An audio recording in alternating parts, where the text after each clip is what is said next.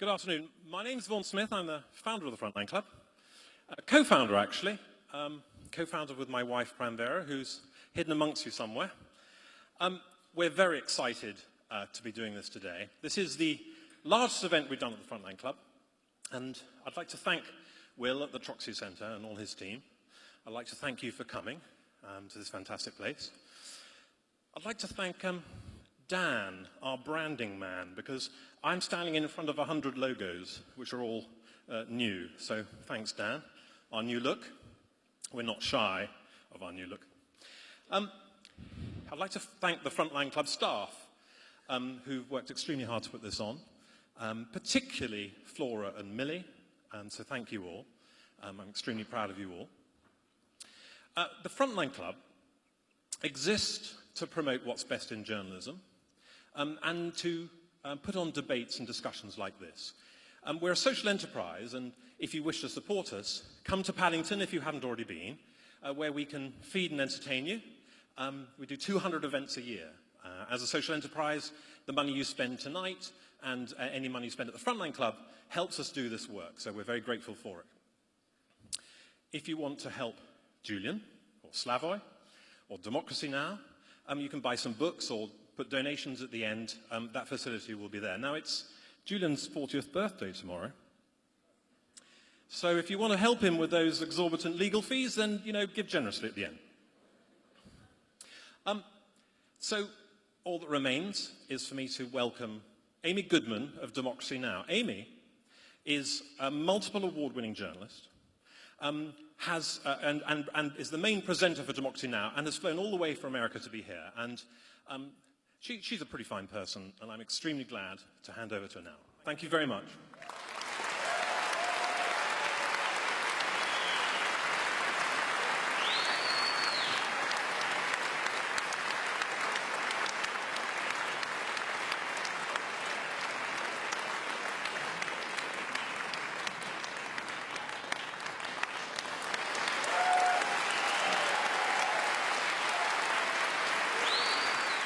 Good afternoon. It is a great honor to be with you this afternoon, and a shout out to all of the people who are watching this broadcast all over the world.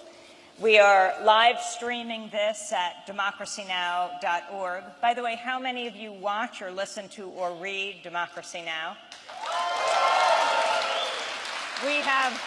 We've given out about 1,000 flyers of where we broadcast in Britain, and also where you can watch, read, and listen to the broadcast. We're also live streaming. We've offered the embed for anyone to take to put on their website. The Nation is live streaming us. MichaelMoore.com is live streaming us. Free Speech TV is broadcasting Democracy Now! Across the United States, and there are many others. I hope people tweet in, Facebook in, let us know what you're doing with this broadcast.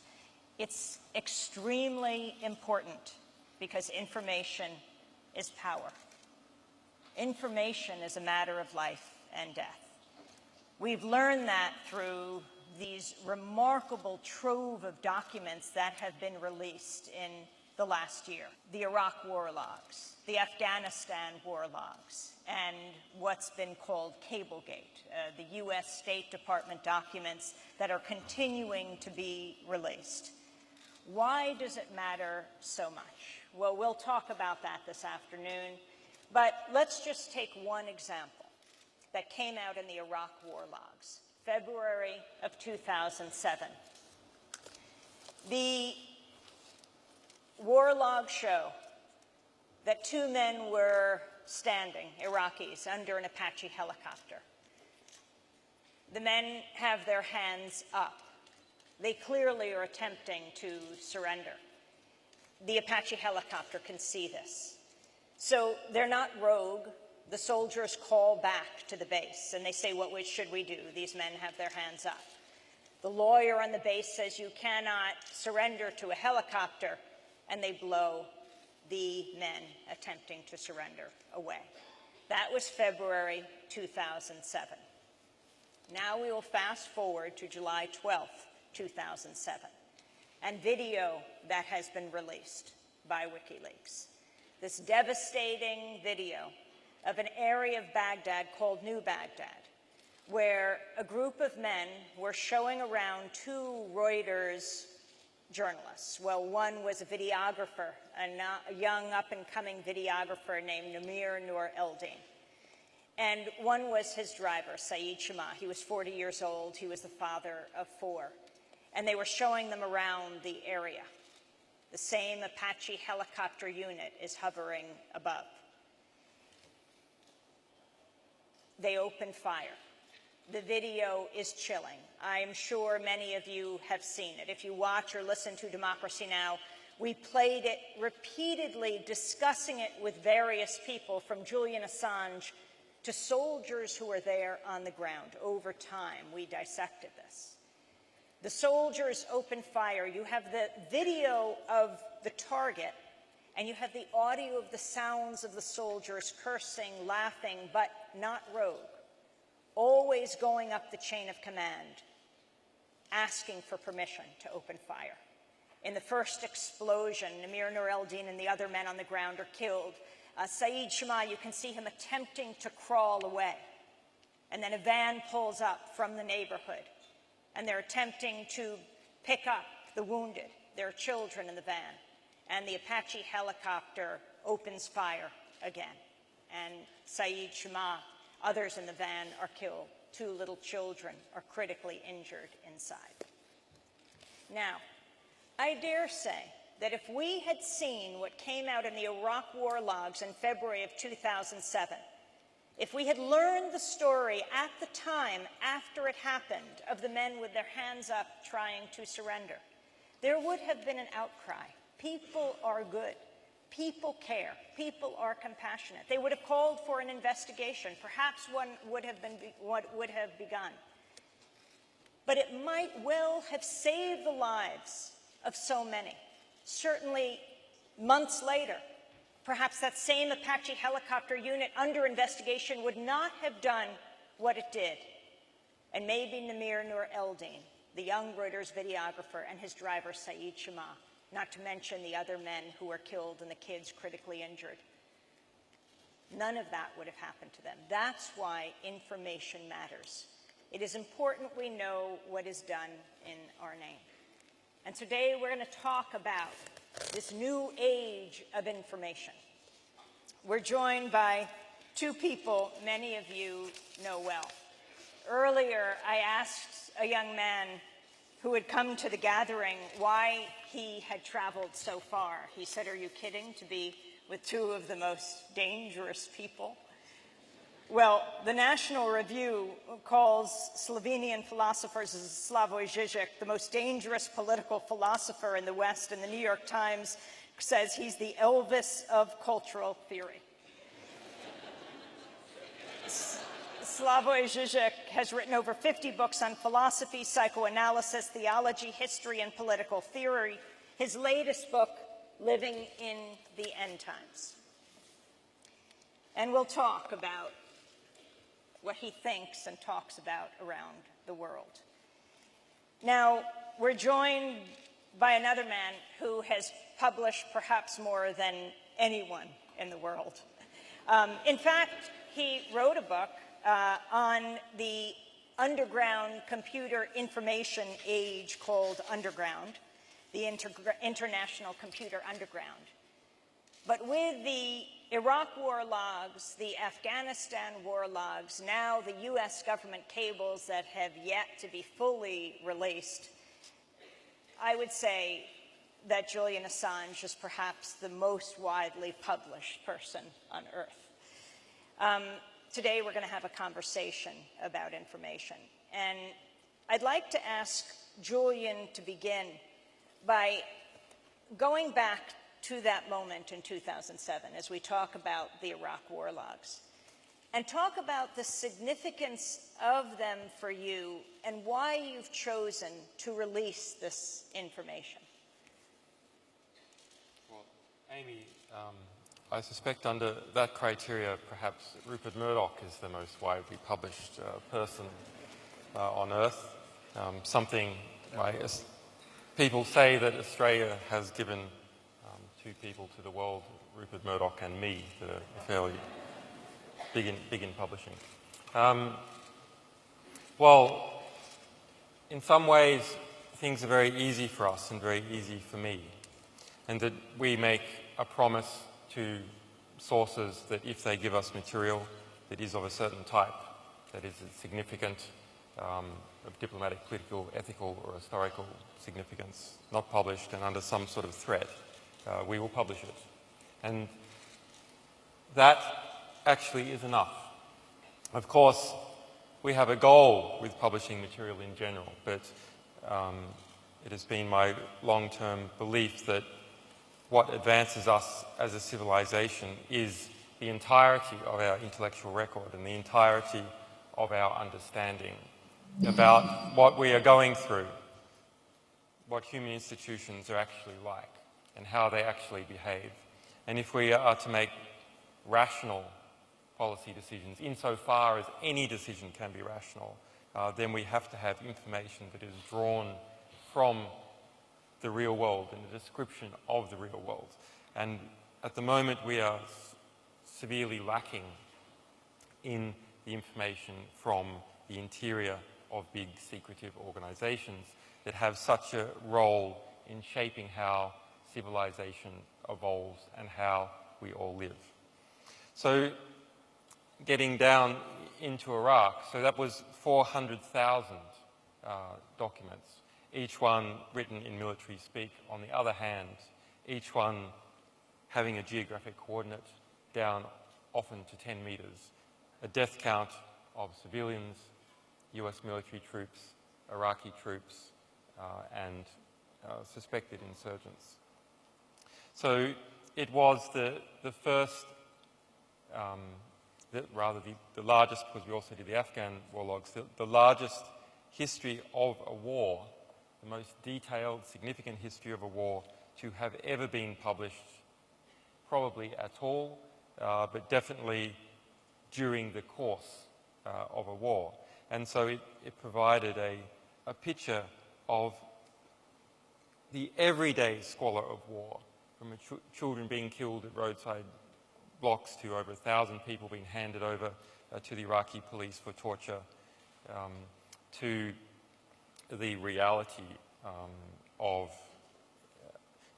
close air support and how modern military combat is done, linking up with other information such as this video that we discovered of the men surrendering, being attacked. So it's as an archive of human history, this is a beautiful and horrifying thing, both at the same time. It is the history of the nation of Iraq in most significant recording during its most significant development in the past 20 years. And while we always see newspaper stories revealing and personalising some, if we're lucky, some individual event or some individual family dying, this provides the broad scope of the entire war and all the individual events, over the details of over 104,000 deaths. And we work together to statistically analyse this, and with various groups around the world, such as Iraq Body Count, who became the specialist in this area, and lawyers here in the UK who represented Iraqi refugees, to pull out the stories of 15,000 Iraqi civilians, labelled as civilians by the US military, who were killed, who were never before reported in the Iraqi press, never before reported in the US press or in the world press, even in aggregate, even saying today 1,000 people died, not reported in any manner whatsoever. And you just think about that. 15,000 people whose deaths were recorded by the US military but were completely unknown to the rest of the world. That's a very significant thing. And compare that to the 3,000 people who died in 9/11 and imagine the significance for Iraqis. So that is something that that we specialize in and that I like to do and I've always tried to do is to go from the small to the large, not just by abstraction or by analogy, but actually by encompassing all of it together and then trying to look at it and abstract through mathematics or statistics. And so to try and push both of these things at the same time, the individual relationship plus the state relationship plus the relationship that has to do with civilization as a whole. Slavoj, Žižek, the importance of WikiLeaks today in the world. Well, to answer properly this question, it's just you can withdraw and give me 2 hours, no, but I will try to condense it. First, let me say also how proud I am to be here, and let me mention something which maybe most of you don't know, that how difficult even it was to organize this event. Yeah. Like, it had to be moved 2 times out and more out from central London, and so on. So again, what I want to say is, let me begin with the significance of what you, Amy, started with, these shots. I mean, not shooting, but video shots of those Apache helicopters shooting on. You know why this is important? Because the way ideology functions today, it's not so much that, let's not be naive, that people didn't know about it. But I think the way those in powers manipulate it, yes, we all know dirty things are being done, but you are being informed about this obliquely in such a way that basically you are able to ignore it. And can I make a terrible, maybe sexual offensive, but not dirty, don't be afraid, remark? You know, like a husband, sorry for male chauvinist twist, a husband may know abstractly my wife is cheating on me, and you can accept, okay, I'm a modern, tolerant husband, but you know, when you get the photo of your wife doing things, it's quite a different thing. And it's, I would say, with all respect, something similar. It's very important because the same, no, I'm not dreaming here. The same thing I remembered happened, I think, about 2 years ago in Serbia.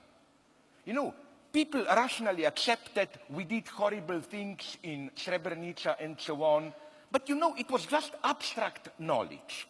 Then, by chance, all the honor to Serb media who published this, they got hold of a video effectively showing a group of Serbs pushing to an edge and shooting a couple of Bosnian prisoners. And the effect was a total shock, national shock, although, again, strictly seeing, nobody learned anything new.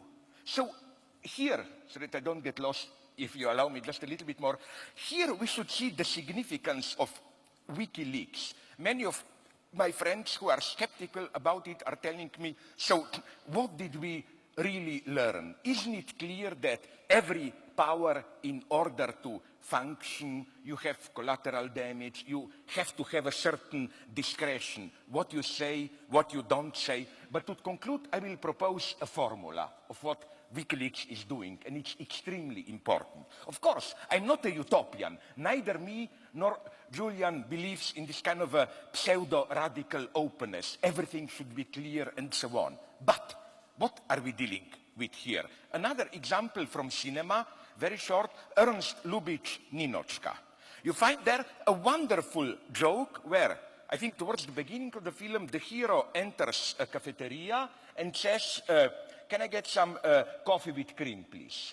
And the waiter answers him, sorry, we ran out of cream, we only have milk, so can I serve you with coffee without milk? That's the trick here. Like, when we learn something from the media, like, if I may repeat the metaphor, they behave as if they are serving coffee with cream. That is to say, of course, we all know they are not telling the entire truth. But, you know, that's the trick of ideology. Even if they don't lie directly, the implications, the unsaid is a lie. And you bring this out. You are not so much putting them catching them, as they put it, with their pens down, lying on behalf of what they explicitly say, but precisely on behalf of what they are implying. And I think this is an absolutely crucial mechanism in ideology. It doesn't only matter what you say, it matters what you imply to say and so on. So just to make the last point, I think that are we aware at what an important moment we are living today? On the one hand, as you said, information is crucial and so on.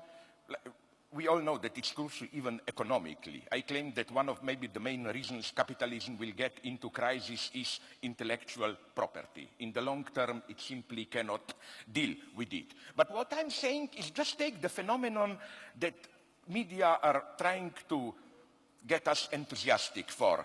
Clouds, like, you know, computers getting smaller and smaller and all is done for you up there in a cloud. Okay, but the problem is that clouds are not up there in clouds. They are controlled and so on. For example, you rely on, maybe you have an iPhone, but you mentioned Murdoch. No, was mentioned here. Do you know, it's good to know if you rely on your news through iPhone or whatever, that Apple signed an exclusive agreement with Murdoch. Murdoch's corporation as, again, the exclusive provider of entire news and so on and so on. This is the danger today. It's no longer this clear distinction, private space, public space. The public space itself gets, as it were, privatized in a whole series of invisible ways, like the model of it being clouds.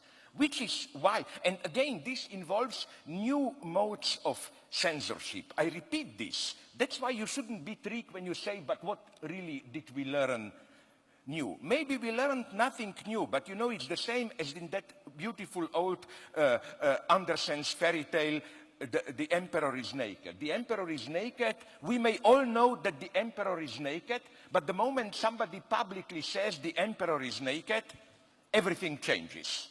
This is why, even if we learned nothing new, but we did learn many new things, but even if nothing learned, the forum matters. So don't confuse Julian and his gang, in a good sense, not the way they accuse you. Don't confuse them with this usual bourgeois heroism, fight, investigative journalism, free flow, and so on. You are doing something much more radical. That's why it aroused such an explosion of resentment. You are not only violating the rules, disclosing secrets, and so on. Let me call it in the old Marxist way, the bourgeois press today has its own way to be transgressive. Each ideology not only controls what you say, but even how you can violate what you are allowed to say. You are not just violating the rules. You are changing the very rules how we were allowed to violate the rules. This is maybe the most important thing you can do.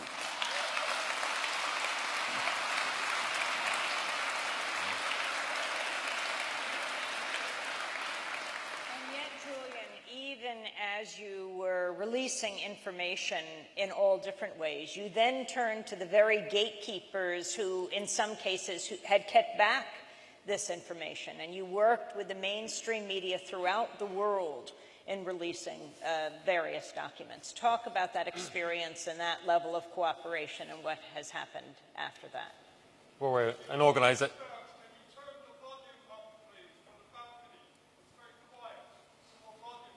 Volume for the balcony. Now that you said this, they will again, idiots, accuse you. You see, he's the authoritarian leader who gives commands and so on. I'm not saying this is not true. I think this is the only way to really keep things going. So if you want to have an impact, and you promise an impact, and you're an organization which is very small, where actually you have to co-opt or leverage the rest of the mainstream press. So under our model of how you make an impact and how you get people to do things that you wouldn't have been otherwise able to do, unless you have an army that can physically go someplace and panzer divisions that can roll over, the only way that you can easily make an impact is push information about the world to many, many people across the world.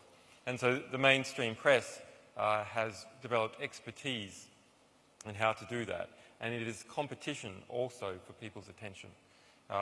So if we had several $1 billion to spend on advertising across the world, even if we could get our ads placed, we wouldn't easily be able to have made the same impact that we did. And we don't have that kind of money. So instead, if you like, we entered into relationships with now over 80 media organisations across the world, including some very good ones that I wouldn't want to disparage, to increase the impact and translate and push our material into now over 50 different countries endemically.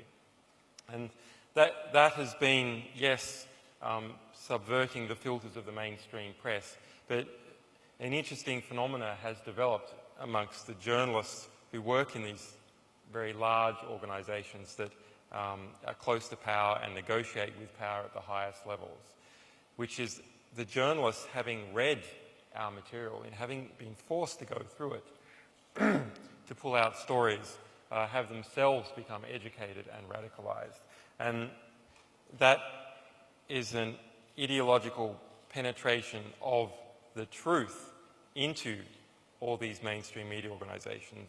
And that, to some degree, may be one of the lasting legacies over the past year. Also by, you know, even Fox News, which is much disparaged, is an organisation that wants viewers. It cannot do anything else without viewers. So it will try and push news content.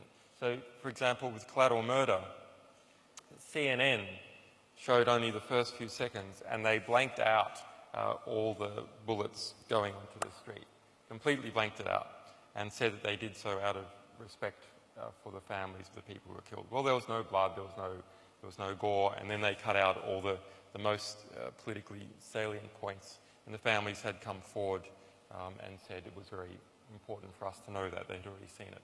But Fox actually displayed the first killing scene in full. It's quite interesting.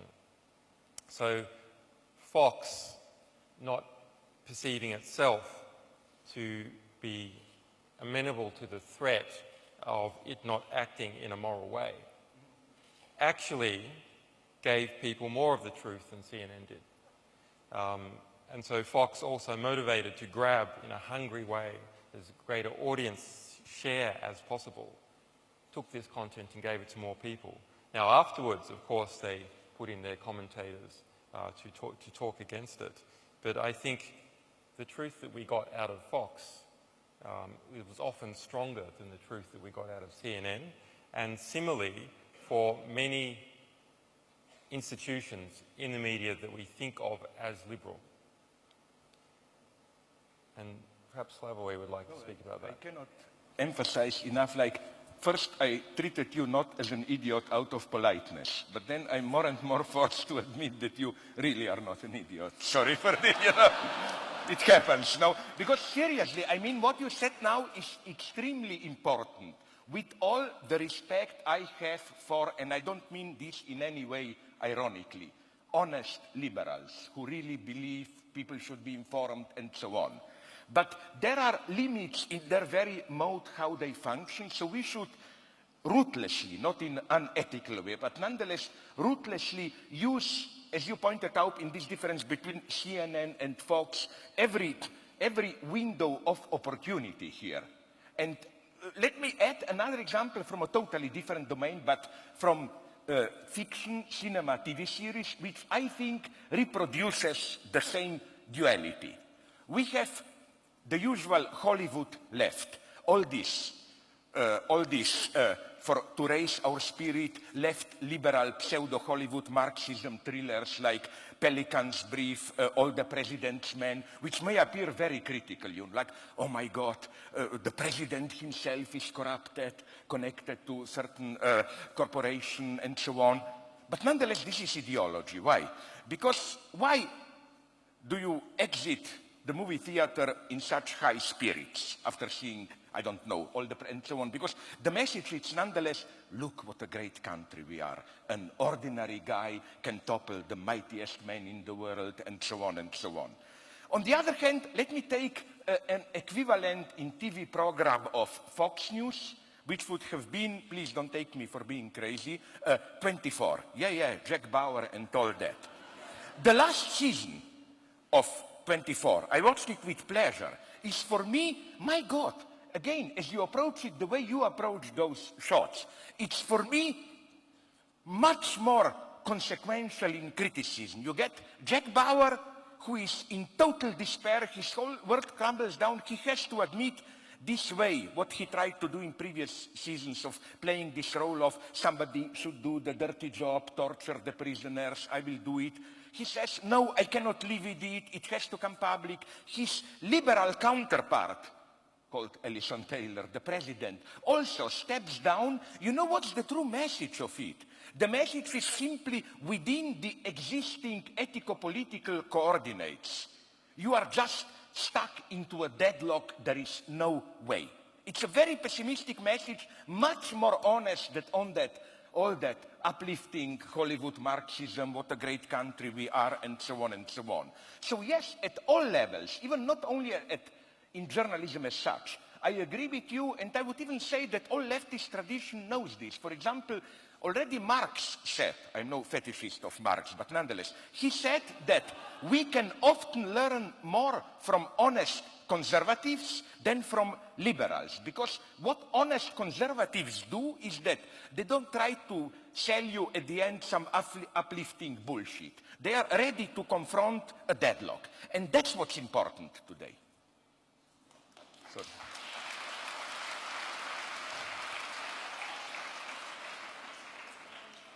I don't want to look distracted looking down, but I wanted to get these quotes accurate, so I have them on my phone. Nothing threatening, I just hear it. Yes. Newt Gingrich, the former Speaker of the House in the United States, said Julian Assange is engaged in warfare, information terrorism, which leads to people getting killed, is terrorism, and Julian Assange is engaged in terrorism. He should be treated as an enemy combatant, and Wikileaks should be closed down permanently and decisively. Bill Keller of the New York Times said arrogant, thin-skinned, conspiratorial. Judith Miller, who often wrote or co-wrote articles that appeared on the front page of the New York Times, alleging weapons of mass destruction without named sources, said Julian Assange isn't a good journalist, didn't care at all about attempting to verify the information he was putting out or determine whether or not it would hurt anyone. Joe Biden, the Vice President of the United States, said Julian Assange is a high-tech terrorist.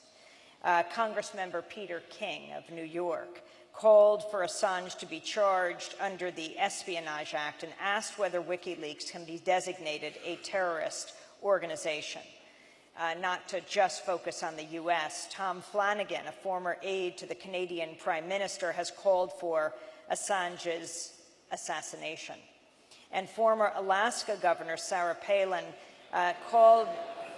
That's an interesting person. I first heard about her. Called you, Julian, an anti-American operative with blood on your hands. Can you respond to these charges? Well, you know, after Bill Keller said that I was thin-skinned, it doesn't really leave much ground to reply, does it? Sarah Palin also once on Twitter complained about my grammar,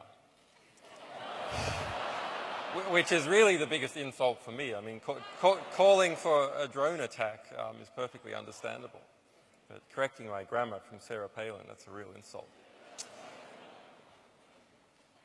That event in the United States was very interesting. I mean, obviously, the calls are wrong and outrageous and so on, but the social and political event in which they occurred was fascinating.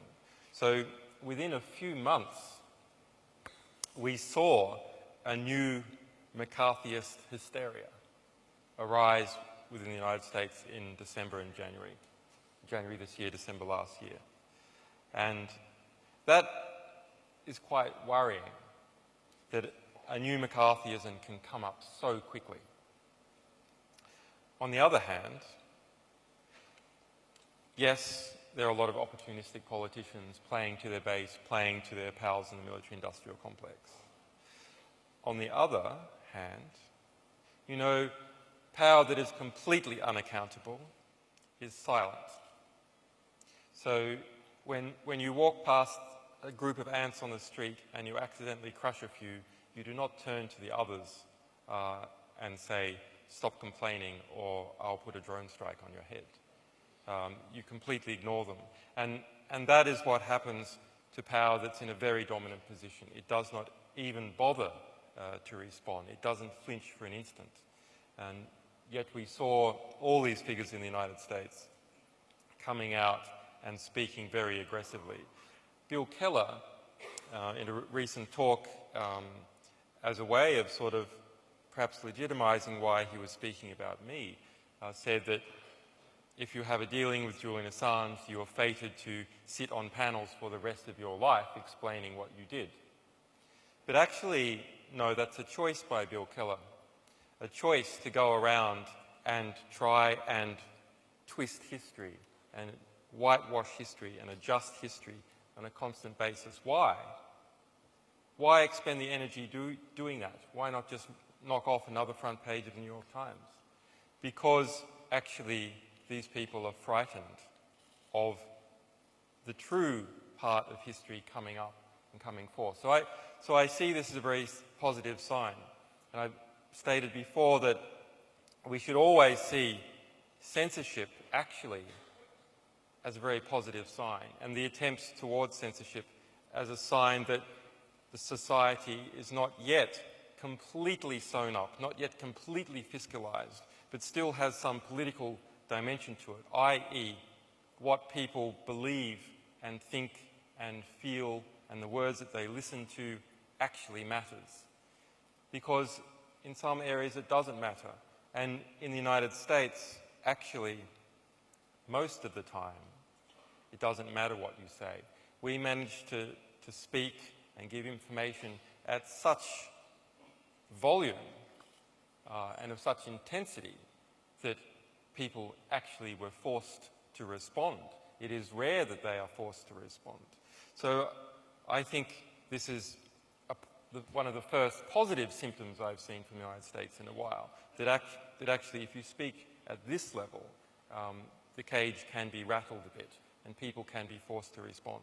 In China, the censorship is much more aggressive, which to me is a very hopeful symptom for China, that it is still a political society, even though it is fiscalizing, even though everything is being sewn up in contractual relationships and banking relationships as time has gone by. At the moment, the Chinese government and Public Security Bureau are actually scared of what people think. Can I just add something? Again, I hate myself because I wanted, what is that movie called? There Will Be Blood, no? But unfortunately, there will not be a lot of blood between the two of us because I again agree. Speaking about China, let me tell you, maybe you know it, a wonderful, it's not an anecdote, which perfectly confirms your point. Do you know that about 2 or 3 months ago, a Chinese government, I don't know which agency, passed a law which formally prohibits in public media, they mean press, books, comics, TV, movies, all stories which deal with time travel or alternate realities. Literally, I checked it up with my friends in China. The official justification was that history is a great matter, it shouldn't be left to such trifling games and so on. But of course, it's clear what they really are afraid of. For people to even imagine alternate realities, other possibilities. Now again, to repeat your point, I think this is a good sign. They at least need the prohibition. With us, we don't need a prohibition most of the time. If somebody proposes a radical change, we simply accept this spontaneous everyday ideology, but we all know what our economic reality is like. You propose to raise for 1% healthcare spending. No, it would mean loss of competition and so on and so on. So again, I totally agree with you here. And just a final comment on the persons that you, Amy, mentioned.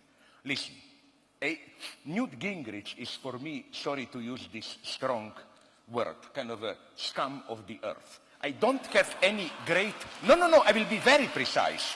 I don't have any great sympathy for Bill Clinton, but I remember when there was this campaign, Monica Lewinsky campaign, Newt Gingrich was making all these moralistic attacks.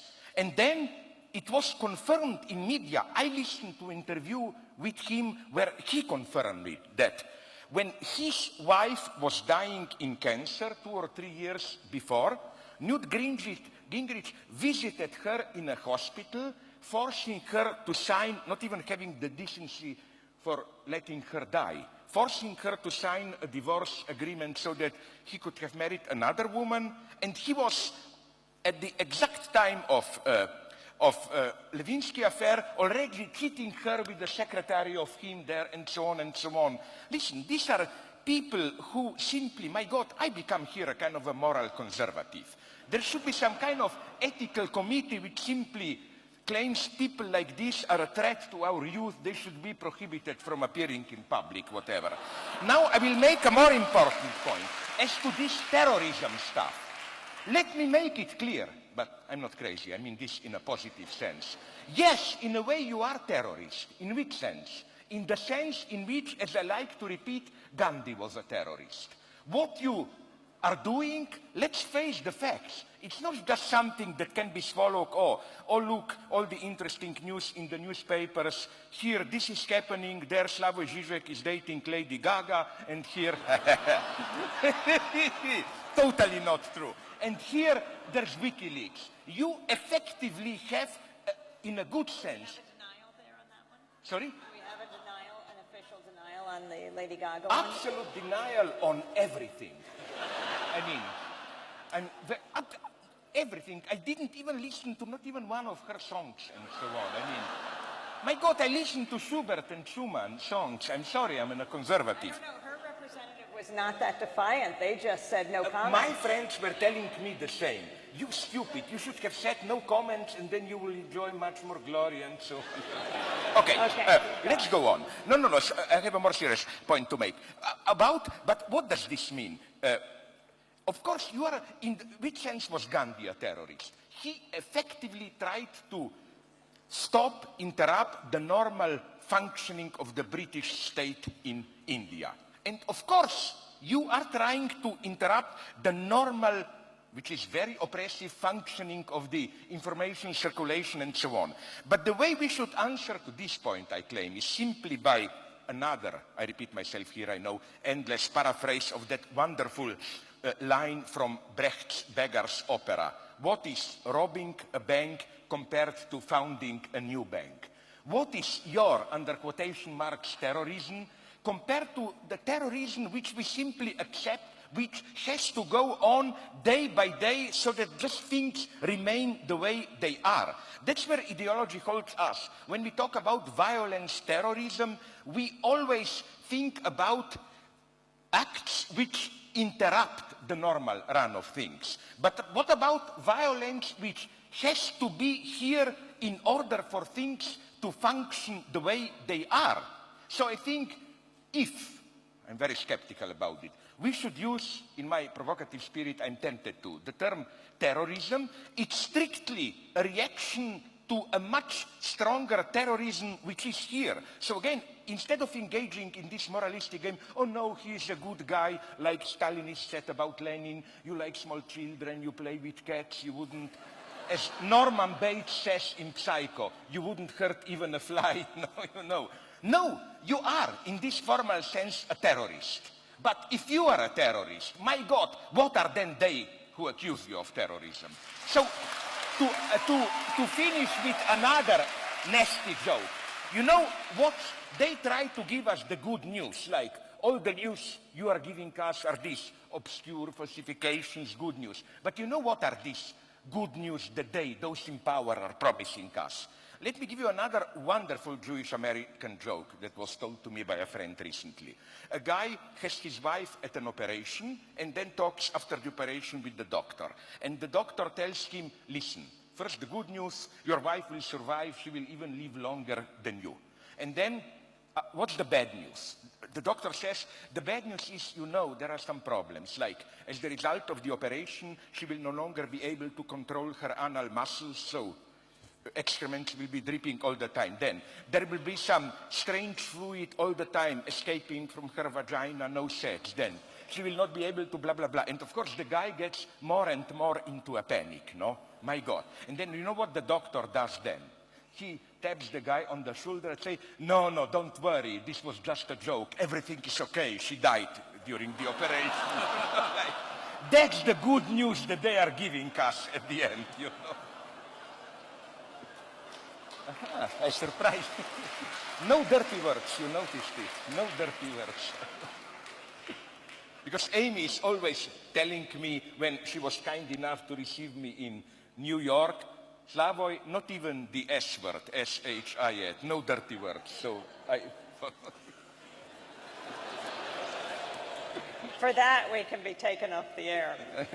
But I wanted to ask you, Julian, about Bradley Manning.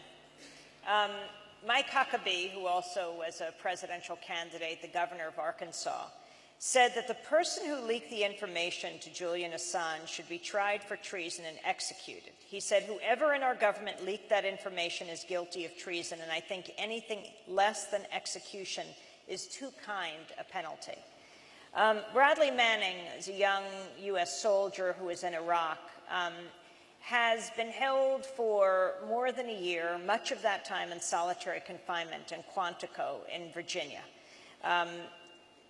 It was exposed that his treatment was tantamount to torture. P.J. Crowley, the White House, the State Department spokesperson, spoke to a group of bloggers at MIT and said his treatment is stupid. For that, he was forced out of the State Department. Bradley Manning was then moved to Fort Leavenworth because of the outcry. But he remains in prison. He remains not tried. What are your comments on him?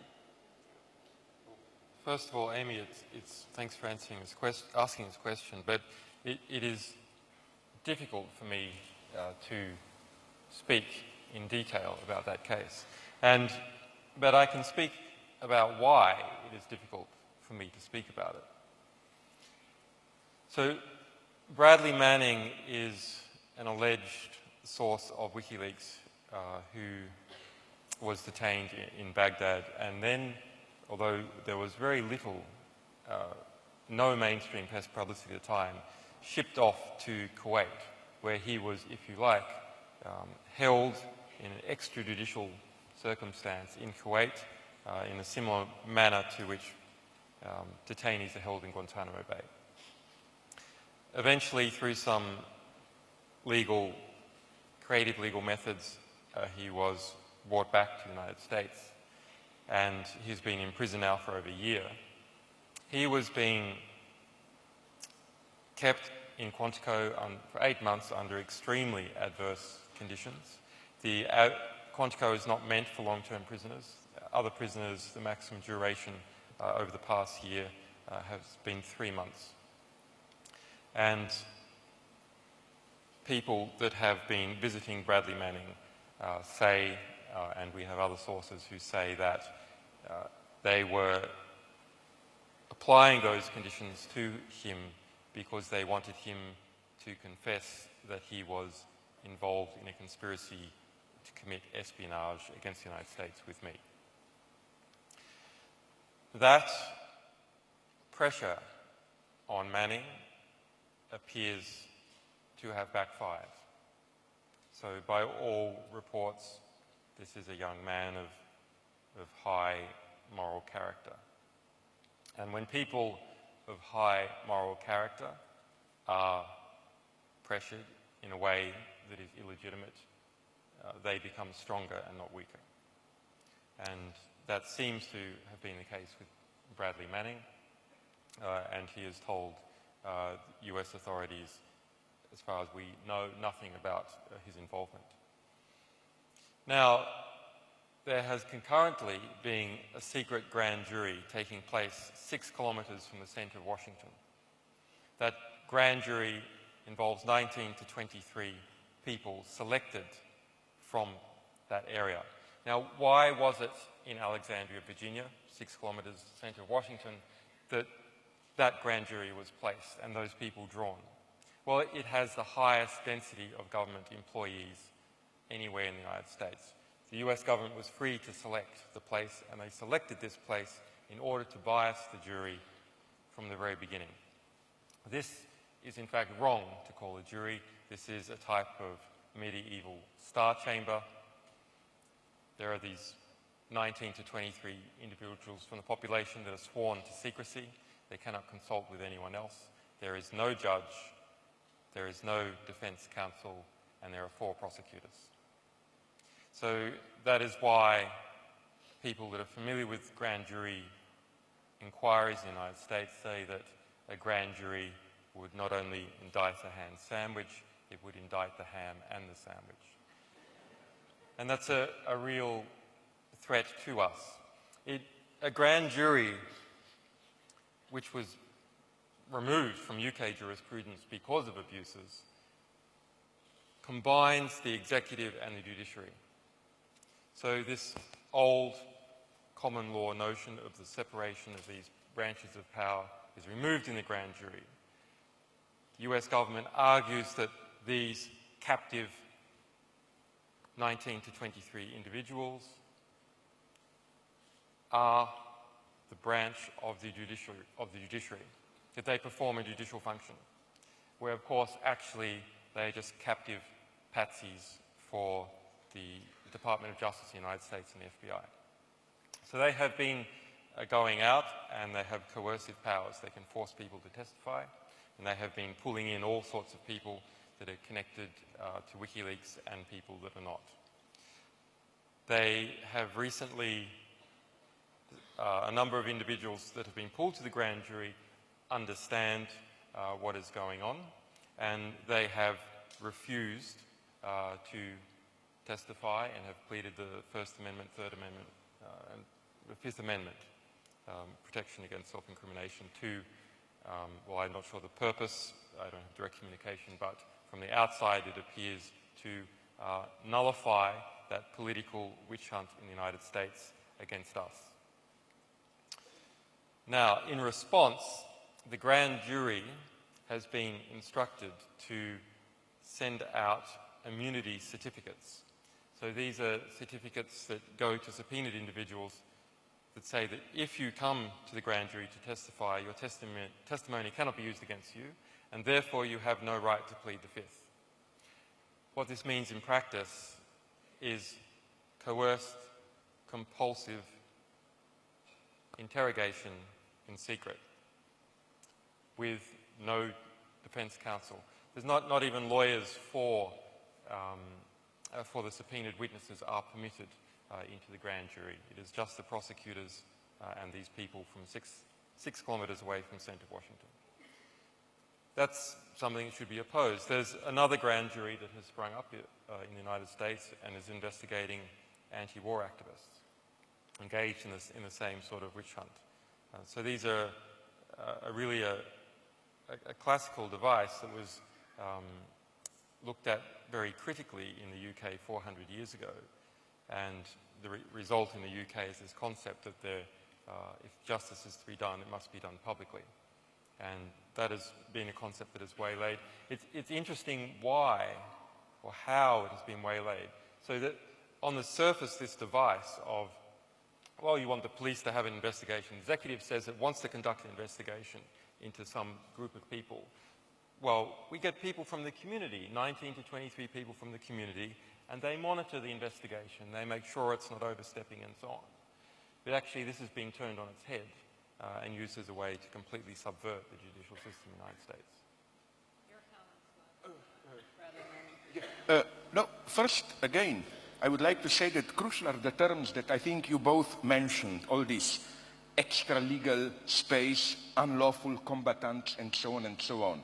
The paradox is that I think we should read these terms as strictly connected to universal human rights. To what? I have nothing against universal human rights. What I'm opposed to is how the reference to universal human rights is de facto used in today's ideological struggles. That in order to sustain, support within the space of ruling ideology universal human rights, you have to construct a space which is no longer the space of the enemy, in this sense, enemy to whom the rules apply, either Geneva Convention and so on, but you have to create to what the great American thinker and politician Dick Cheney referred to as the gray zone once, you know, like we have to do something discreetly, don't ask us around about it, and so on and so on. Here I would say things are even more complex than it may appear, because what I find really terrifying is that concepts like unlawful combatants are becoming legal categories. Now, I'm not a utopian here. Let me be, and I will maybe shock some of you, brutally open. I can well imagine a situation where, well, I cannot promise you in advance that I wouldn't torture someone. Let's imagine these ridiculous situations where a bad guy has my young daughter, and then I have in my hands a guy, and I know that that guy knows where my daughter is. Well, maybe out of despair, I would have tortured her, him, whatever. What I absolutely oppose to is to legalize this. I think if, out of despair, I do something like this, it should remain something unacceptable, you know, that I did out of despair. What I'm afraid of is that this system gets institutionalized, as it were, where all this will, you know, because we know what is at the end of the road. I had a polemic, just an exchange in New York Times with Alan Dershowitz, who wants legalization of torture.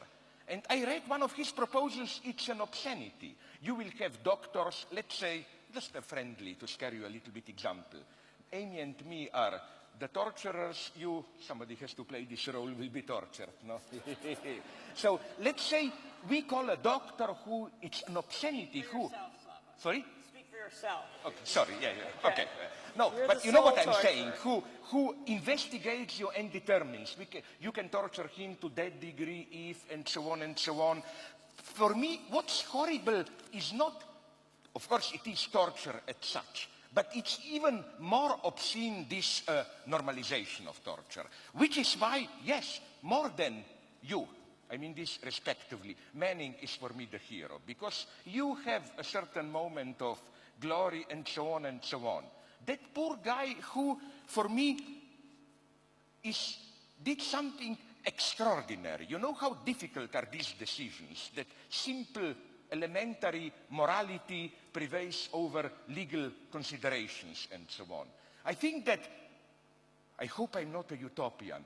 I even, don't you have any of these organs who propose candidates for Nobel Peace Prize? That would be a nice, crazy movement. If there is a person who deserves Nobel Peace Prize today, it's Manning or people like that. You know why? No, I'm not bluffing here. Simple, ordinary people, and I'm not even idealizing him. There are many examples that I know of ordinary people who were not anything special. They are not saints. But all of a sudden, they see something, like probably he, if he is the one, saw all these documents and something told him, sorry, I will not be pushed more, I have to do something here. This is so precious today because it also goes against a note which is in a way true, but it's exploited by our enemies. This ideology today is cynical, people are totally duped and so on. No, they are not. I prefer her to play a little bit of simple moralism. From time to time, there are ethical miracles. There are people who still care and so on and so on. This is very important because, you know, like, let's not leave this domain of a care for simple, dignified, ethical acts to agencies like Catholic Church and so on. Who are they to talk about it? We, the left, should rehabilitate this. I know it doesn't sound very postmodern or cynical. This idea that there are out there quite ordinary guys, nothing special, but who all of a sudden, as if in a miracle, do something wonderful. That's almost, I would say, our only hope today.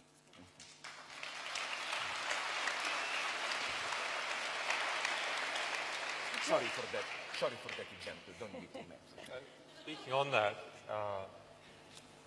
one of the difficulties for alleged sources, actually we have another one in prison which has received very little recognition, which is the case of Rudolf Elmer, who's in prison in Switzerland for allegedly revealing secret bank information.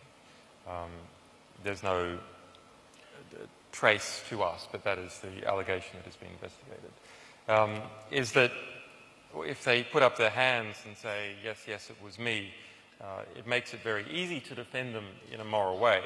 It makes it very easy to shower them with awards. But until they do that, their defense is that they didn't do it. So it is very hard for us to start praising people, because inherent in that praise is we would be alleging that they are guilty of the offence. Speaking of banks, Julian, you mentioned a while ago that you had a good deal of documents on Bank of America, but they haven't been released. Are you planning to release them? There's a complication with those documents and another group of documents. So we are under a type of blackmail in relation to these documents that will be dealt with over time, but it is quite difficult to deal with at the moment. So I don't want to specify what type of blackmail that is, because it might make it harder to address the situation, but it is perhaps something like people might guess. You know, there's a range of possibilities, and it's probably the first or second possibility if you're guessing at these things. Well, let's talk about the beginning of Wikileaks. Tell us about how you founded it, named it, and what your hopes were at the time, and if at this point you have been disappointed by what you've been able to accomplish or amazed by it.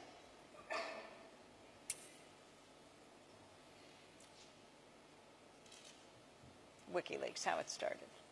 I think I am amazed by it, of course. I mean, who couldn't be? It's an extraordinary time that I have lived through, and to see many of your dreams and ideals come into practice. That said, I think we're only about hundredths of the way there in terms of what we have to release and discover and collect and put into people's heads and solidify in the historical record. We need a cable gate for the CIA, we need a cable gate for the SVR, we need a cable gate of the New York Times, actually. All the stories that have been suppressed and how they've been managed. And once we start getting that sort of volume and concretize and protect the rights of everyone to communicate with one another, which to me is the basic ingredient of civilized life. It is not the right to speak. What does it mean to have the right to speak if you're on the moon and there's no one around? It doesn't mean anything. Rather, the right to speak comes from our rights to know. And the two of us together, someone's right to speak and someone's right to know, produce a right to communicate. And so that is the grounding structure for all that we treasure about civilized life. And by civilized, I don't mean industrialized. I mean people collaborating to not do the dumb thing to instead learn from previous experiences and learn from each other, to pull with each other together in order to get through the life that we live in a less adverse way. So that quest to protect the historical record and enable everyone to be a contributor to the historical record is something that I have been involved in for about 20 years in one way or another. So that means protecting people who contribute to our shared intellectual record. And it also means protecting publishers and encouraging distribution of the historical record to everyone who needs to know about it. After all, an historical record that has something interesting in it that you can't find is no record at all. So that long-term vision is something that I developed in various ways. And I saw in around 2006 that there was a way of achieving justice through this process that could be realized using the intellectual and social capital that I had available. And so that's quite a complex plan. You should perhaps read, there's a couple of essays on Wikileaks that go into this in more detail. So to pull all this together was a difficult thing to do. It's and to plan it out and to marshal the resources and to build not only an ideology that people could support and were encouraged by, and the sources were encouraged by, but that people would defend. And it's one of the, I think it's extremely interesting that although twice this venue was cancelled, not this venue, sorry, twice the venue that we had rented for this was cancelled, including at the Institute for Education from the University of London, under the basis it would be too controversial. And so that's why we ended up at the Trotsky, at this venue. That despite that actually Slavoj, Žižek, myself and Amy Goodman have been managed to pack out nearly 2,000 people in London on a Saturday at £25 a seat. So I see that as extremely encouraging. On the one hand, we have this sort of the everyday tawdry institutional censorship of saying that something is too controversial and therefore you can't hold it in an institute of education. On the other hand, all of you came. And I'm not sure that would have happened 5 years ago. In fact, I'm pretty sure that wouldn't have happened 5 years ago. And that both of those things wouldn't have happened 5 years ago. So that when I said before that censorship is always an opportunity, and censorship reveals something that is positive about a society, and a society with no censorship is in a very bad state. That this, if you like, the censorship of not giving us this venue so easily is also related to why you're all here. It is the other side of the coin, that people are worried that change is possible, and you're here because you think that change is possible, and you're probably right. So that's been a very interesting journey to see that. And I thought I was pretty cynical and worldly 5 years ago. And of course, I was simply a very young and naive fool in retrospect.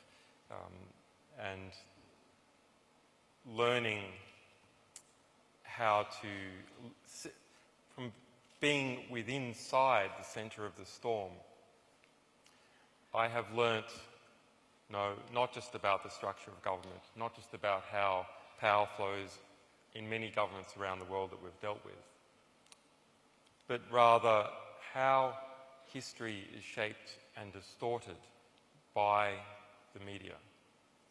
And I think the distortion by the media of history, of all the things that we should know so we can collaborate together as a civilization, is the worst thing It is our single greatest impediment to advancement. But it's changing. We are routing around media that is close to power in all sorts of ways. But it's not a foregone conclusion, which is what makes this time so interesting, that we can wrest the internet and we can wrest the various communications mechanisms we have with each other into the values of the new generation that has been educated by the internet, has been educated outside of that mainstream media distortion. And all those young people are becoming important within institutions. So maybe this is something I'll speak about with you later, Amy, but I do want to talk about what it means when institutions, the most powerful institutions, from the CIA to News Corporation, are all organized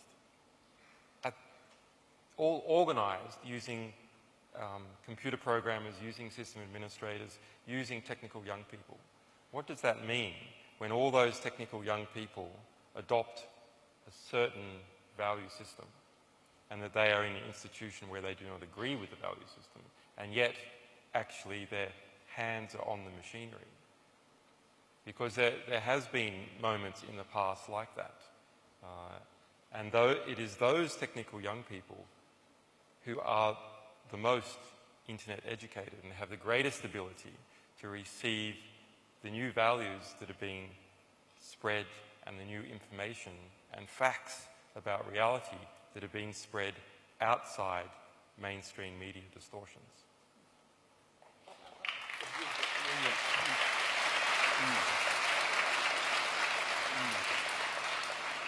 I feel now like that Stalinist commentator, you know, the leader has spoken, I provide the deeper meaning and so on, with pleasure. No, first I would really like to begin with what you said. It's extremely important. I have a philosophical term for it.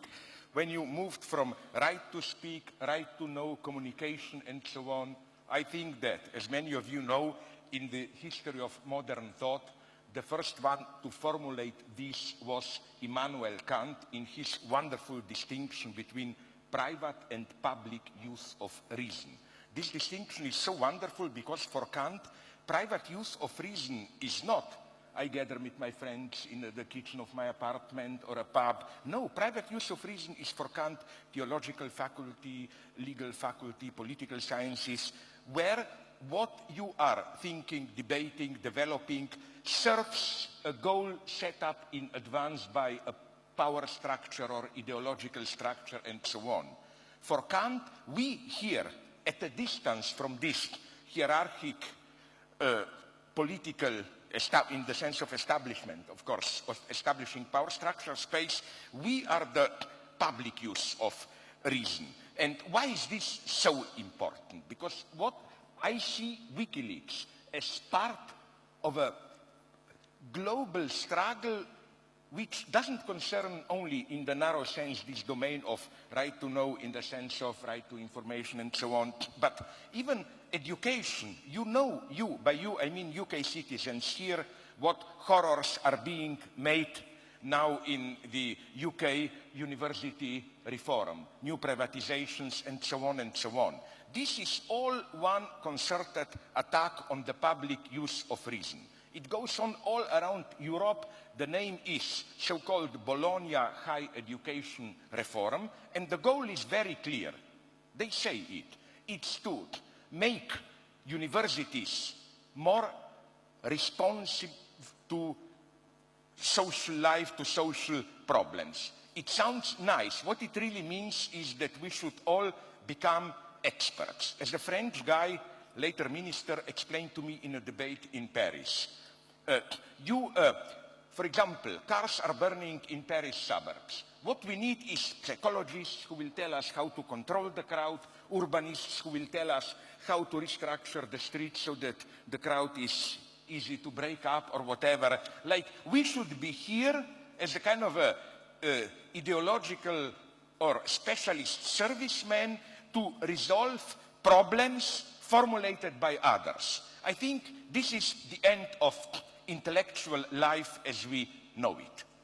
And we should go here to the end, you know, when all those right-wing anti-immigrant bullshitters are talking about, sorry, I used the word I shouldn't, yeah.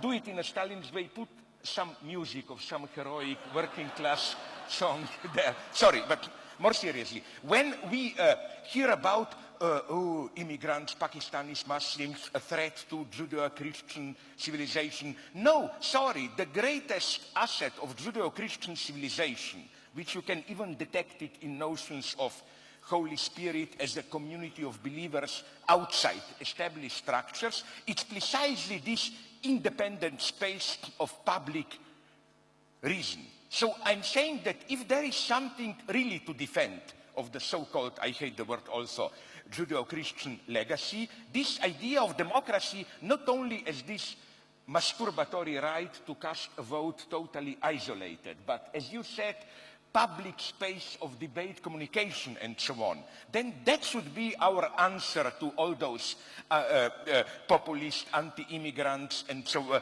anti-immigrant politicians and so on. Not this white liberal guilt. Oh, you are defending Judeo-Christian legacy, and no, we feel guilty. My God, how many bad things we did. All the bad things in the world are the result of European imperialism. Okay, maybe, but what we should say to them is, who are you to even speak about Judeo-Christian legacy? This university reform today in UK, this is the greatest threat to Judeo-Christian legacy and so on. Anti-immigrants, they are the nightmare. Imagine Le Pen in power in France and so on. That's the end of Europe for me in the sense of what is progressive in Europe. So again, this is for me part of a much larger struggle, which especially with the problems today, ecological problems, for example, it is so crucial. Let me give you an example which I think is so beautifully clear. Recently, and that's why I would also like to ask you, if I may, through you, right? You and China, not you, Wikileaks and China, because Chinese people will pay such a price for precisely the oppression of public space of reason. Where? My Chinese friends told me this. In China now, a month or two ago, even the government admitted the catastrophic ecological consequences of those 3 gorges dam. You know, it's the greatest artificial lake in the world, for 250 miles, 400 kilometers long. Now they, the government, admitted that the problem is this one. That lake is just above some subterranean faults which they move when there is an earthquake. So they admitted that the big, you remember 3 years ago or when, the big Sichuan or where earthquake was, if not triggered, definitely rendered much stronger because of this. And this is not along the lines of what you must have some proverb like, you know, after the battle everyone can be the wise general. No, friends, when I visited Beijing 4 or 5 years ago, my friends there told me majority of geologists were already warning the government about these dangers. Second thing, because of this collection of water there, the effect of drought are now much stronger felt. Point 2, because the water is too low, the whole, you know that the Yellow River is the main transportation line venue in China, and the traffic there is practically stopped, and so on and so on. All this is the end of public reason. So now, just to conclude, just one more thing. Nonetheless, this is not a critical point towards you, but a point to clarify what Wikileaks can do. We should not fetishize truth as such. We live in times of incredible ideological investments, of times when ideology is very strong precisely because it's not even experienced as ideology. And what can happen? Let me tell you a story from Israel, my friends told me there. Some 5-6 years ago, one of their historians wrote a more truthful account, you know, of how also in the independence 48-49 war, the Israeli army did burn some Palestinian villages and so on and so on, a more balanced view. And first, all the leftist critics had a kind of intellectual orgasm, oh, wonderful, and so on. And then they got a shock of lifetime when this guy said, no, no, no, but I meant that was necessary to do. We should have done it even more. The line of this guy was, we should have thrown all the Palestinians from the West Bank and we wouldn't have any problems today. So, you know what I'm trying to say? That I disagree not with you, but for example, with another person for whom I have respect, Noam Chomsky. A friend of mine told me that Chomsky told him recently at lunch they had together in New York that today all the obscenities are so clear that we don't need any critique of ideology, we just need to tell to people the truth. No. Truth must be contextualized in the sense of what does it justify, what does it say, what does it deny, and so on and so on. So to really conclude, this would have been my point about Wikileaks, that you are not just simply telling the truth. You are telling the truth in a very precise way of confronting explicit line of justification, rationalization, or whatever, the public discourse with its implicit presuppositions. It's not just about telling the truth. And this is very important. Why? Now I conclude, don't be afraid. Because you know this wonderful Marx Brothers joke, which I think serves perfectly as a model of today's ideology. Why? Because, like, if you have listened to someone like, you know, that failed businessman who then ruined the American army as a defense minister, Donald Rumsfeld called, no? No, I read the biography of him, they prove it conclusively that, my God, he was even a very stupid bad manager when he was it's a total myth that he was a business genius. But, okay, to the point, when,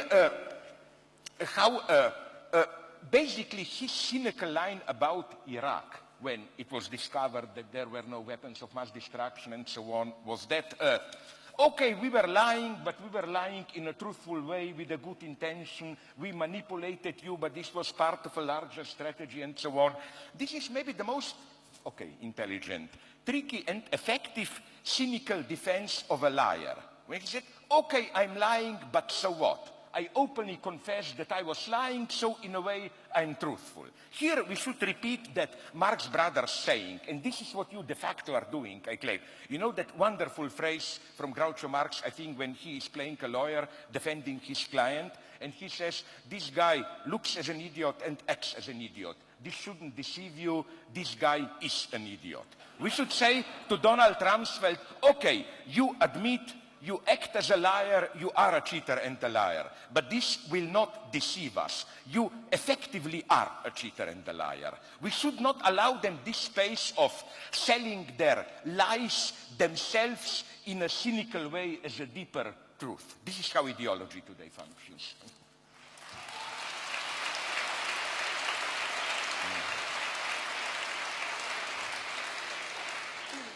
Julian Assange, I wanted to ask you about the Arab Spring and about what you see as WikiLeaks' role in what started in Tunisia, onto Egypt, we're seeing in Bahrain, Yemen, Syria, Libya. What role did WikiLeaks play? It's hard to disentangle, but the story that we have back from people who were in Egypt and from the newspaper Al-Akhbar, one of the great newspapers publishing in the Middle East out of Lebanon. You lived in Egypt for a time. I lived in Egypt during 2007, so I am familiar with the Mubarak regime and the tensions within the Egyptian environment. Actually, I was staying at that time in a rather unusual circumstance where I was staying in Miss Egypt's house. And Miss Egypt's house, other than having paintings of Miss Egypt all throughout, was clustered right between the US Embassy and the British High Commission, with a van outside filled with 24 soldiers in front of my front door. And so for the sort of work we were doing, this seemed to be the sort of the ultimate cover, if you like, to be right nested amongst this. But, you know, Egypt's a very interesting place. At that time, you didn't feel, in most areas of Cairo, the presence of a dictatorship. In fact, if you look out on the streets, men go to work, they go to the cafes to have shisha in the afternoon, the pigeon boys come out onto the roof and there's weddings on a Saturday and a Sunday. And in fact, the economic basis and the technological basis to Cairo seemed pretty much the same as London, if you compare it to Australian Aboriginals. So, to my mind, actually, if we say that it is democracy that rules and manages the United States, or it is democracy, electoral democracy, that manages and rules London, this is completely ridiculous. Because when we look at countries that are dictatorships, or soft dictatorships, as in case of Egypt, the day-to-day life and the technological activities and the patterns of behaviour for most people are exactly the same. But it's when you stray into those areas of Egypt and areas of Cairo where the Interior Ministry is or where the Foreign Ministry is, that the level of paranoia and fear and the number of people guarding with submachine guns and so on increases. At that time, there was around 20,000 political prisoners of different types in Egypt. So, but remember, Egypt has a population of around 80 million. So this is always something that I am aware of when you have an intelligentsia that writes and writes about its problems, because this is the mirror image of the problem we now have with the mainstream press, which is writers always write to their own favour and their own considerations and their own self-interests. So a country which goes from a position of, can go from a position of not treating writers well to treating writers well and not treating everyone else well. By writers, I mean people who have ability to project the voice. So for those 20,000 political prisoners in Egypt, they could gain no traction in the Western press. And yet others, such as in Iran, we hear about all the time. It's very interesting that Egypt was perceived to be a strong ally of Israel and a strong ally of the United States in that region. And so all the human rights abuses and political abuses that were occurring every day in Egypt simply did not get traction. And there was one moment where, rather actually unusual for Egypt, but perhaps a sign of the cleverness that came to be represented in the Arab Spring, where these 20,000 prisoners started a strike demanding conjugal rights, demanding that their wives be permitted to visit them in prison for sex. And then got some prominent muftis to come out and say, look, it's bad enough that these people are political agitators, let alone homosexual political agitators. And that is then something that was picked up by the Western press, because it had this extra salacious flavour.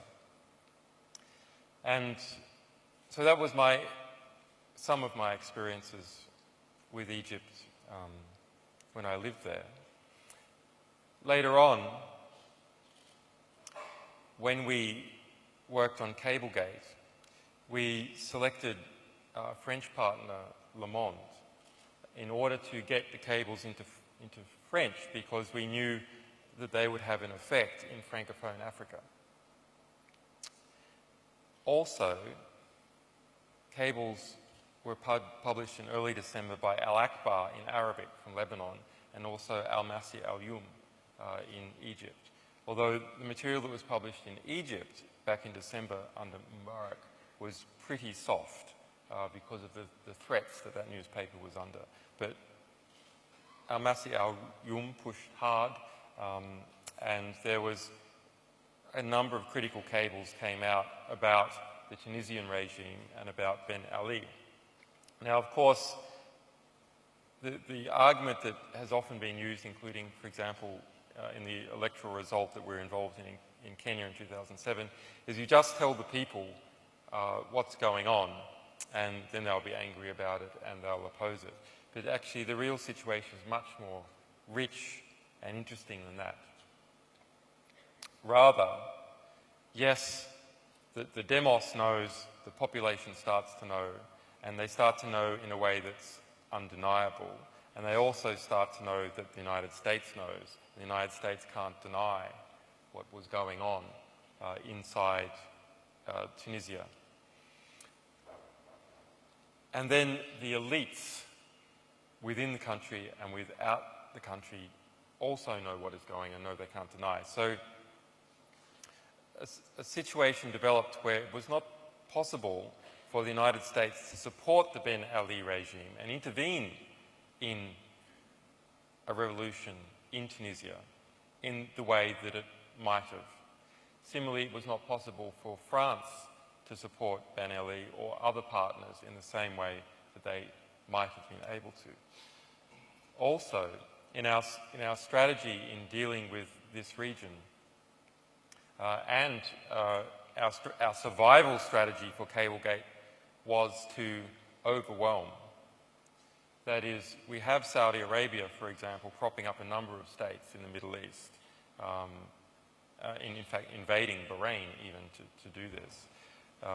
But when these states have problems of their own to deal with and political crises of their own to deal with, they turn inwards and they can't be involved in this prop-up. So Cablegate as a whole caused these elites that prop each other up into region within the Arab-speaking countries and between Europe and these countries and between the United States and these countries to have to deal with their own political crises and not spend time giving intelligence briefings on activists or sending in the SAS or other support.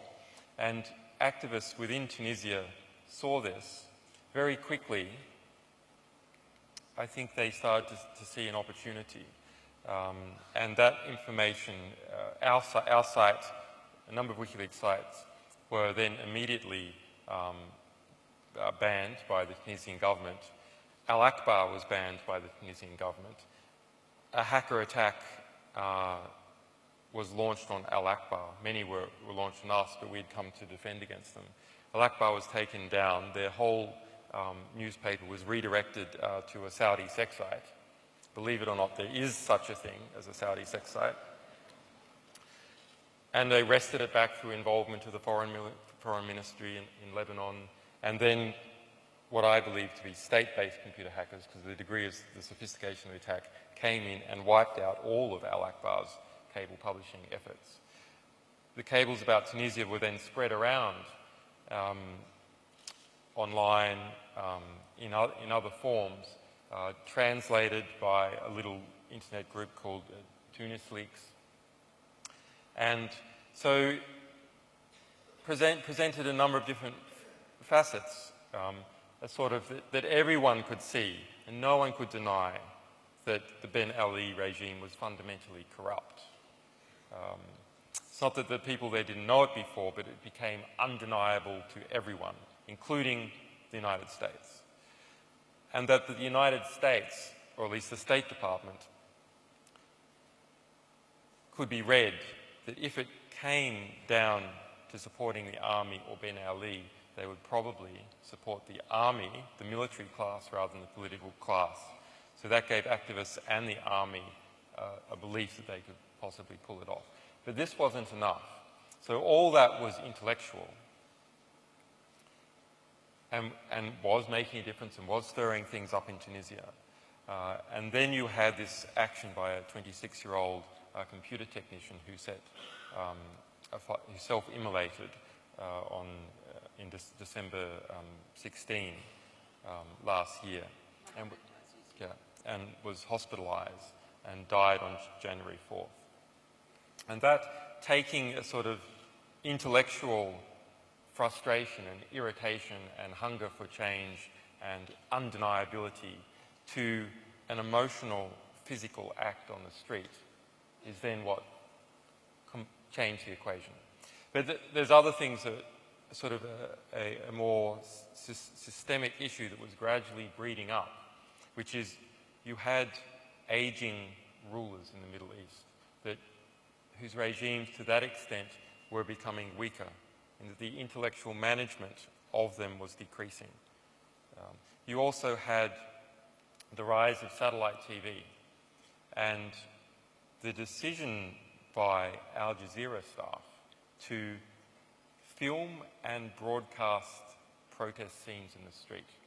So most revolutions kick off in a crowd situation like this one, where everyone can, you know, all the time the regime is saying, this voice is an outcast voice. This is a minority. This is not popular opinion. And what the media does is censor those voices and prevents people from understanding that actually that what the state is saying is in the minority is in the majority. And once people realise that their view is in the majority, then they understand they physically have the numbers. And there's no better way to do that than in some kind of public square, which is why Tahrir Square in Egypt was so important, because everyone could see that they had the numbers. And that's, you know, I often perceive that there are moments like that politically. Yes, the Middle East was one that we might be going through. You know, you saw just before the Berlin Wall fell, everyone thought that it was impossible. Why? I mean, it's not that people suddenly received a lot of new information.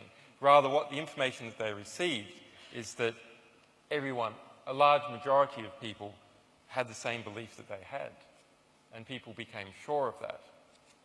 And then you have a sudden switch, a sudden state change, and then you have a revolution. So I often feel that we're on the edge of that, and that alternative ways of people becoming aware of what their beliefs are, what each other's beliefs are, is something that introduces that truly democratic shift. And I've often lambasted bloggers as people who just want to demonstrate peer value conformity and who don't actually do any original news, don't do any original work. When we release original documentation on many things, although the situation is very interestingly improving, often we find that all these left-wing bloggers do not descend on a fresh cable from Panama, revealing, as it did today, that the United States has declared the right to board 1/3 of all ships in the world without any justification. They do not descend on that. Rather, they read the front page of the New York Times and go, I disagree, or I agree in my categories.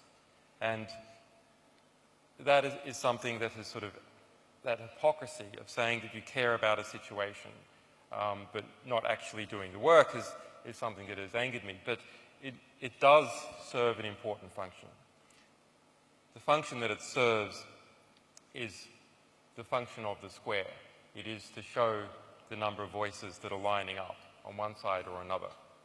Before you respond, I just wanted to ask, since you talked about what you released today, you also have just sued MasterCard and Visa. Can you explain this weekend why you did that?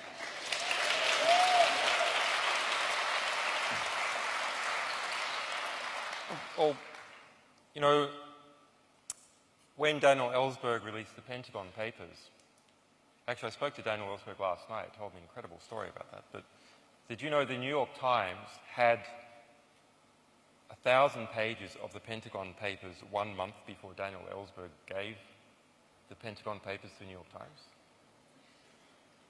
Fresh news. Amazing stuff. Yeah, I'll leave that aside. Sorry, what was the question? Oh, yes, Muscat. So, when Daniel Ellsberg released the Pentagon Papers, did they suddenly change things? Actually, Nixon was re-elected after Daniel Ellsberg released the Pentagon Papers. The Vietnam War didn't stop. The information was very important in all sorts of ways, and its importance over time was very important. The most important thing to come out of the Pentagon Papers was the reaction to the Pentagon Papers, because the Pentagon Papers described a situation in the past, what the past was like, but the reaction to the Pentagon Papers described what was going on right now. And it showed a tremendous overreach by the Nixon administration, various attempts to cover things up. And actually, the New York Times really probably wouldn't have published the Pentagon Papers unless they thought it was going to be published anyway, which they did. It was scheduled to be published in 4 months' time in a book. Very, very interesting. So, on December 6th last year, Visa, MasterCard, PayPal, the Bank of America, Western Union, all ganged up together to engage in an economic blockade against Wikileaks. And that economic blockade has continued since that point. So it's over 6 months now we have been suffering from an extrajudicial economic blockade that has occurred without any process whatsoever. In fact, the only 2 formal investigations into this, one was on January 13 last year by Timothy C. Geithner, the Secretary of the Treasury, who found that there was no lawful excuse to conduct an economic blockade against Wikileaks. And the other was by a Visa subsidiary who was handling our European payments, Teller, who found that we were not in breach of any of Visa's bylines or regulations. Those are the only 2 formal inquiries. And yet, the blockade continues. It's an extraordinary thing that we have seen that Visa, MasterCard, Western Union, and so on are instruments of US foreign policy, but instruments of not US as in a state operating under law's foreign policy, but rather instruments of Washington's patronage network policy. So there was no due process at all. And so over the past few months, we have a number of cases on, so we've been a bit distracted, but over the last few months we have built up a case against Visa and MasterCard under European law. And Visa and MasterCard together own about 95% of the credit card payment industry in Europe, and therefore they have a sort of market dominance, and that means under European law they cannot engage in certain actions that to unfairly remove people from the market. Speaking of other legal cases, I just wanted to ask you about what you face next week, the extradition case on July 12th. The Nation magazine has done 2 pieces. One is forthcoming. And they quote your new lawyer, Gareth Pierce, who is very well known for representing prisoners at Guantanamo, a renowned human rights attorney. And Tom Hayden, who writes the piece, interviewed many people in Sweden and the United States and sort of talks about a feeling in Sweden of an attack very much represented by your past lawyers on the Swedish justice system and on the integrity of the women in Sweden. And he quotes Gareth Pierce saying that our lawyers never attacked any integrity of women. Well, he quotes Gareth Pierce saying the history of this case is as unfortunate as it is possible to imagine. Each of the human beings involved deserves respect and consideration. And I just wanted to ask if you are seeing this as a change of approach with your legal team in dealing with your possible extradition to Sweden. Possibly. I mean, the situation, what has happened to Europe and what has happened to Sweden is fascinating. I mean, it's something that I have come to learn because I've been embroiled in it. But it is intellectually extraordinary. So we see, for example, that the European Union introduced an arrest warrant system. And that arrest warrant system to extradite from one state of the EU to another state of the EU was put in place in response to 9/11 to extradite terrorists, to have fast extradition of terrorists. And it introduced this concept, or rather recycled a European Union concept of mutual recognition. This is sort of a very feel-good phrase, that one state in the EU mutually recognises another state in the EU, and that sunk down into mutual recognition between one court in the EU to another court in the EU. But actually what it seems to be talking about, if you think about it, given the reality that 3 people a day are extradited from this country to the rest of Europe, is a mutual recognition of the elite in each country in the EU. It is a method of being at peace. So the elite in each country in the EU has, if you like, made literally a treaty with each other to recognise each other and to not complain about the behaviour. Now, you might say that, well, okay, we have justice systems in the EU in various countries. Yes, they vary in all sorts of ways. Some are better, some are worse, depending on your value system. But we've sunk so low that it's not even like that anymore. The European arrest warrant talks about the mutual recognition of judicial authorities, so courts. But it has permitted each country to define what they call a judicial authority. And Sweden has chosen to call policemen and prosecutors judicial authorities. And the whole basis of this term being used in the original introduction of the European arrest warrant was that you would keep the executive separated from the judicial system, that it was meant to be a natural and neutral party who would request extradition, and it's not. So there are many things like this that are going on in that case. I haven't been charged. So is it right to extradite someone to a state where they do not speak the language, where they do not have family, they do not know the lawyers, they do not know the legal system, if you don't even have enough evidence to charge them?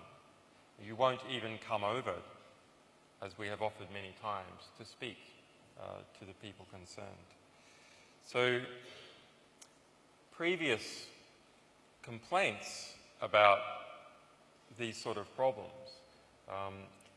have led to some inquiries in Sweden.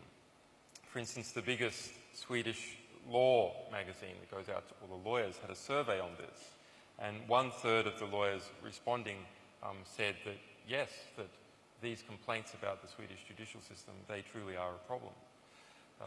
On the other hand, it has also engendered a situation where the Swedish Prime Minister and the Swedish Justice Minister have personally attacked me and said, the Swedish Prime Minister said that I had been charged to the Swedish public when I hadn't been. So it is a delicate situation. Because the Sweden we have now is not the Sweden of Olof Palme in the 1970s. Sweden recently passed a bill to send Marines into Libya. It was the 5th country out to send fighter jets into Libya. This is a different dynamic that has happened now, and we have to be careful dealing with it. So it's one thing to sort of be considerate of differences in the way various justice systems are administered, but it's another to tolerate any difference. And I don't think any difference should be tolerated in the EU. You know, what is it that prevents the justice systems of EU states from fundamentally collapsing and decaying? We say there's mutual recognition. It's mutual recognition between the UK and Romania. And what if the Romanian justice system collapses more and more and more. Who's going to account for that? Who's going to scrutinise it? Is it going to be some bureaucrats in the EC that are going to scrutinise the Romanian justice system? No. The only sustainable approach to scrutinising the justice systems of the EU is the extradition process. So it is extradition lawyers and defendants who have the highest motivation to scrutinise the quality of justice in the state that they are being extradited to. And that's a healthy system that permits outside scrutiny and so can stop European states from decaying. But the European arrest warrant system removes that possibility. It's not open to us to look at any of the facts in the case, in the extradition at all. That is completely removed. All we're arguing about is whether the 2-page request that was filled out, which literally has a box ticked rape, is a valid document. We'll end with Slavoj Žižek. Okay. First, I'm so sad we don't have time to go into it because I found this again, yet another this. By this, I mean this strange mutual recognition and this absolutely, think about it, what you've heard, this properly Kafkaesque paradox of being extradited without even being charged. I mean, are we aware where we are? But let's not take that path first. I cannot but refrain from making an obscene, lovingly obscene, remark of how when you said you were staying with that Miss of Egypt, no, I hope there will be some American fundamentalist who will say, now everything is clear. There you were seduced by that Miss who was really Al-Qaeda agent, and then you were turned into a terrorist agent through her to do your terrorist activity. Now things are clear now. Okay, so let's go on with more. 1 minute to go. Okay, but 1 minute in this broader Christian sense where time is eternity and so on. Very briefly, first, that also those Palestinian papers that kind of you triggered the movement. I wonder if you agree. I've read them. What made me so depressive is that my liberal Israeli friends were telling me all the time, listen, we admit it, we are doing bad thing on the West Bank, but you cannot negotiate if they bomb you, like. Let's just, and if you, of course, exempt Gaza, on the West Bank, there was practically total peace the last 5, 6, even more years. The image you get from these papers is that there was an incredible compromising spirit from the Palestinian side, offering them practically entire Jerusalem and so on. And it was absolutely clear that it's Israel which is not interested in peace.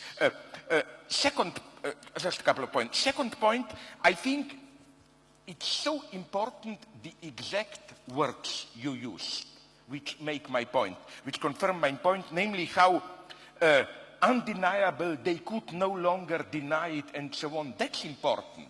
You know, again, we are in this situation where I know you know, you that you know that I know. But we can still play this cynical game, let's act as if we don't know. The function of Wikileaks, even more important, I claim, in concrete ideological political situation than learning through Wikileaks something new is to push us to this point where you cannot pretend not to know.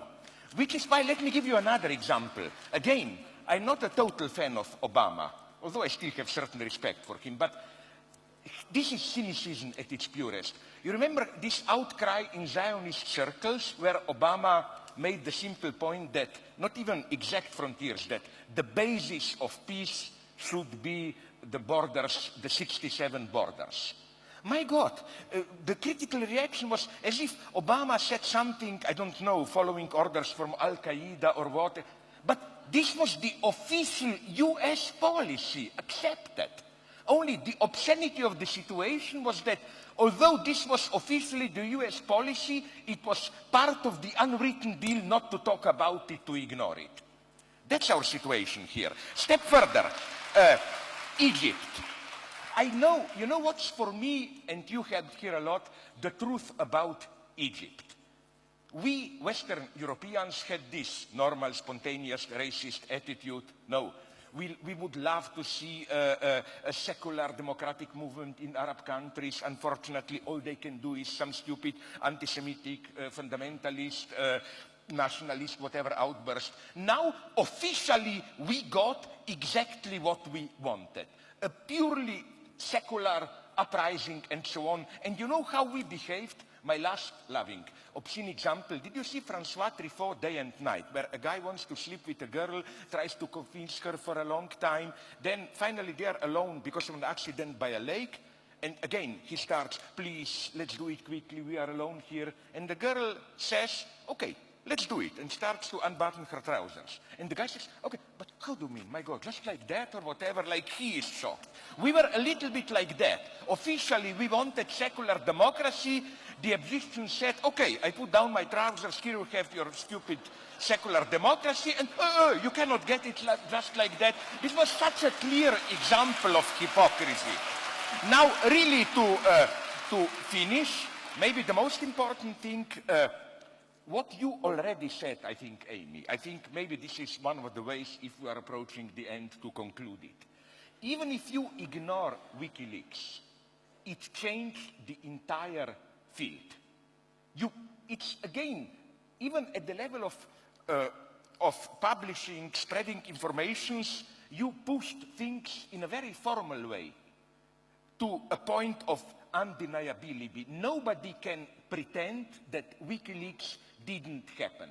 And it would be very interesting to classify all reactions to Wikileaks, you know, as different forms of, in psychoanalytic terms, repression, denial, whatever. Some people say formally, yeah, but try to neutralize it like, ooh, another chapter in freedom of the press, investigative journalism. Others say directly terrorism. I wonder, the approach I would have followed if I were to be on the other side would have been something like, it's basically a good thing, it's just misused by some extremists, you know. And then you kind of say, precisely to save the safe core of, good core of Wikileaks. So what I'm saying is that, again, to conclude, don't worry, this is the moment of truth. Wikileaks is an event, not only because of what it is as in itself, but because nobody can ignore it, it changed the entire field. The point is not to allow to be re-normalized, to remain faithful to it. Just a note.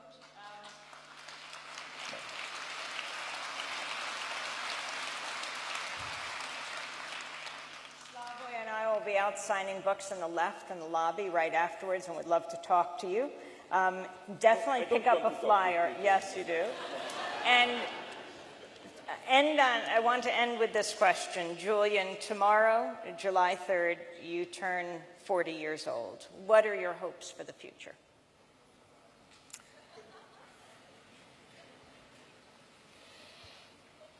Well, there's the big future, there's the deep future that one can long for. That is a future where we are all able to freely communicate our hopes and dreams, factual information about the world with each other, and the historical record is an item that is completely sacrosanct, that would never be changed, never be modified, never be deleted, and that we will steer a course away from Orwell's dictum of he who controls the present controls the past. So that is something that is my lifelong quest to do. And from that, justice flows, because most of us have an instinct for justice, and most of us are reasonably intelligent. And if we can communicate with each other, organise, not be oppressed, and know what's going on, then pretty much the rest falls out. So that is my big hope. In the short term, it is that my staff stop hassling me to tell me to go. What I wish you all the best is another even more beautiful Miss Egypt.